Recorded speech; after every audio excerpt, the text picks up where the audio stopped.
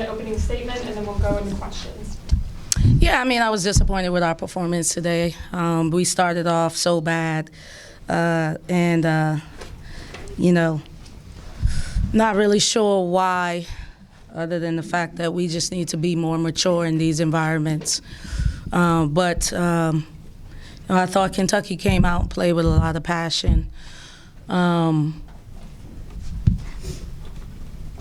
I thought Kentucky came out and played with a lot of passion and a lot of energy. And I thought the environment was great, too. So, great fans.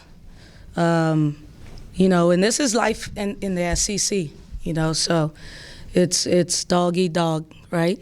So, and that's why you have to stay steady. And, we're a team that we beat Vandy. We're not throwing water all over me and celebrating. We lose, I'm not going to throw the season away.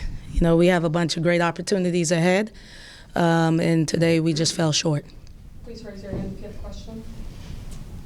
And back.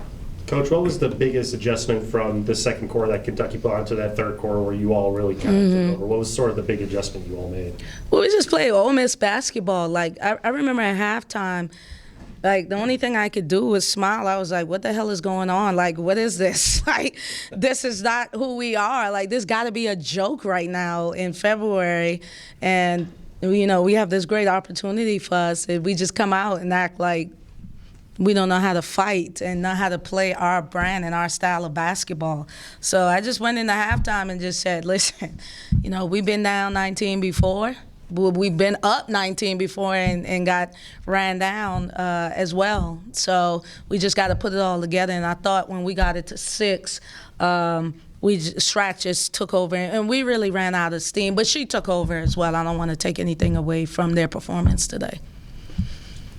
Feels like consistency has been one of the biggest problems for you guys. What do you kind of have to instill in them mentality-wise to get them there before March? Yeah, I think that my team is going to be that type of team that is going to have ebbs and flows. And my hope, and that's me being optimistic, and I'm usually not that optimistic, but my hope is that, but I've been coaching 20-plus years, and I know that if I continue to lead and teach and they continue to buy in, they'll reap at the right time. So every time we do well, I'm like, maybe we're ready to reap, and then we'll do something like this. I'm like, okay, we're not ready to reap yet. We still need to watch more film and more tape. Talia, people don't know this, but we have 12 new players. We have 10 new players. 10 new players, and we have 2 that are playing in roles that they usually don't play in. So while everybody wants us to be this well-oiled machine, we're not going to be. We're going to have ebbs and flows, especially when we're in league, when everybody knows everybody. You put out a poll right now, nobody out of the league wants to see us in March, right? So we just have to figure out how to develop and grow and mature. And I'm really using all of these opportunities for us to just learn so that we can be who we need to be at the right time. Clearly, I'm not afraid to go on I would love to host. But Coach Yo, Ole Miss women's basketball, if you research us, we ain't afraid to go on the road either. Our 2 biggest wins this year against Oklahoma and Vandy was on the road. So for us, it really doesn't matter.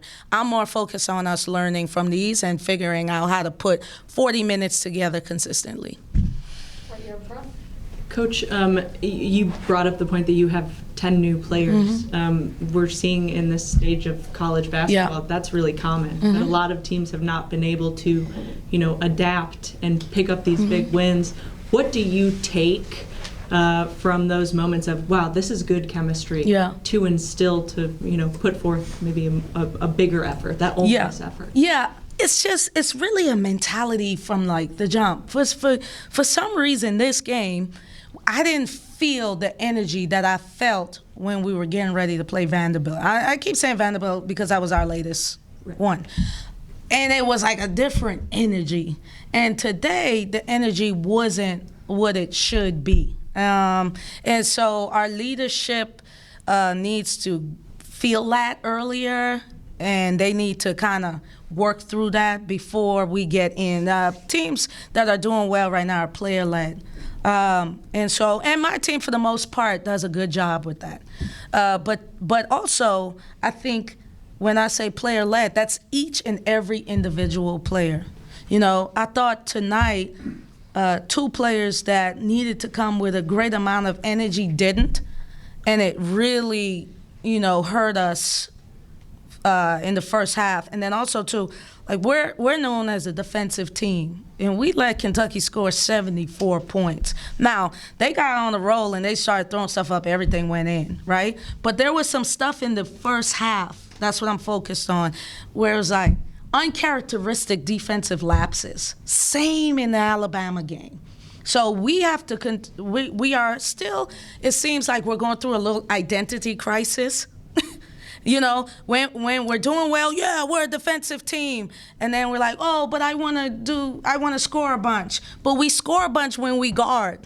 And so it's just getting them to understand that our defense is going to be the engine to our offense. We're going to go to the right, second row. Hey, Coach Hills. I know you're a defensive-minded defensive team, but in the second quarter, you guys went 1 of 17 from the field.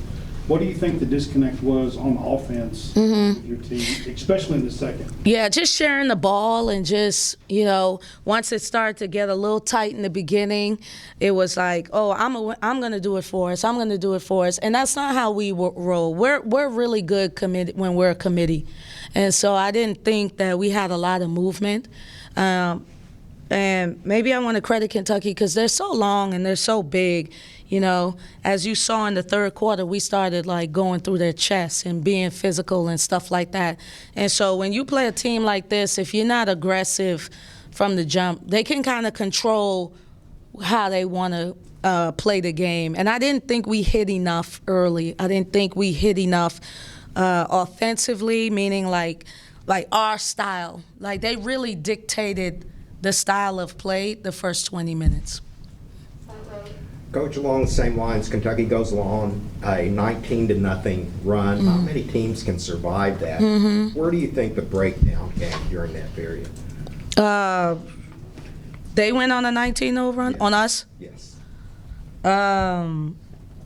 I I don't assume that's happened very much this year on it. Yeah, I feel like I can't make anything else up. We just didn't defend.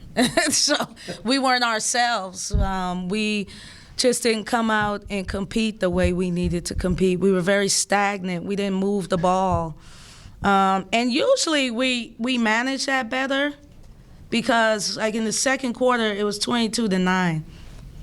In the second quarter, if that were to happen and we were playing the way we play, it would have been 14-9. You see what I'm saying? Now we averaged 73 points. We just couldn't. We lost our identity and we started like really trying to do stuff that we usually don't do. And I thought they did a great job of like game planning against us, and it would have made some other people need to. They would have needed to step up in those moments, and I didn't think that they did. One of our final 2 questions here at the back. Coach, I've asked Brooks this. He talks about the parity in this league. You mentioned, it's dog eat dog. You have moments where your team thinks they're ready to read and they're not. But just talk about, league play, especially this late in the season, where wins, can't affect seeding in the conference tournament, even in the national tournament. Just about, how every night is different. How's that as a coach where, like you said, the energy for Vandy could be something, versus the energy for this game? Yeah, what's interesting? Like, I wish we didn't have the conference tournament because all we do in the SEC is beat each other up. And if you look at the history of our league, we always have anywhere from 4 to 5 to 6 teams in the Sweet 16 because this is a really good league. But when we're in here fighting night in and night out, it's tough. And you can lose at any point. I was just told walking here that Vandy just lost to Georgia. I do. Yeah. I'm telling you, that's this league. Because we know each other so well. It doesn't mean that Vandy is not an elite team. It means that they walked in and Georgia said, not on our home court. That's how it works. And if you win one on someone's home court, you coming out there with some bullets. and scratches. Like, you just don't get to walk into people's gym and win. That's not how it works. And sometimes I think we can get penalized for that. But, and so people have their own narratives, but, you know, Kentucky's a good team. We're a good team. We have, I think at one point we had 10 in the top 25. Like, this league is deep, and you really could lose any night. And that's tough, because now people from the outside, what do you want them to do? They have to reward the numbers, right? But we don't get to play certain, like, everybody in our league is just really, really good. So what we have to do is we got to win games, steal a couple on the road. I thought we've done that. And then we got to protect home court. And luckily for us, we got a Tuesday game because we had to make it up with Tennessee. And then we have LSU. And then we have South Carolina. So, you know what I'm saying? Like, at the end of the day, now we just got to take everything 1-0. And so we went 0-1 today, and then we'll focus on Tuesday going 1-0 and let the chips fall where they may. Because I do believe, to your point, the question, that every team that goes to the NCAA tournament will be a tough out. Last question here on the left. Coach Claire Strack's obviously a very tough assignment. Yeah. Again, for any team.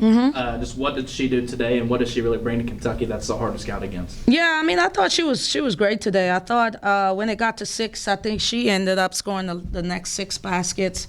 I mean, the next 6 points. You know, I thought she just willed them to a win. You know, her fadeaway is very difficult. We wanted a different matchup, couldn't get that at sometimes, and had we hadn't had to dig from a deeper hole, maybe we could have done some things to make sure she didn't touch the ball. And she did, and so that really hurt us. But I mean, she's a great player, and she just stepped up and willed them. Cody tried to will us, you know, but we just ran out of steam. And Toni Morgan is pretty special too, as far as just controlling the floor and stuff that they want. I thought she did a great job. But when I look at the stats, like Hassett, when we beat them last year, Hassett didn't make a 3. And Boone is not supposed to get a 3 off against us. So I'm going to tell, right there, that's 12 points, 9 points. That's 21 points, y'all. Just because we didn't guard the 3. Now, to y'all, that may be like, oh, that's hard. That's not hard for us to do. Not when we're locked in. You don't get it, okay? Ask Missouri, ask Vandy. Like, we don't give that up. So the fact that we gave that up, and I mentioned those 2 teams because they have really good three-point shooters. We usually take that away, and we didn't. And I think that's the difference.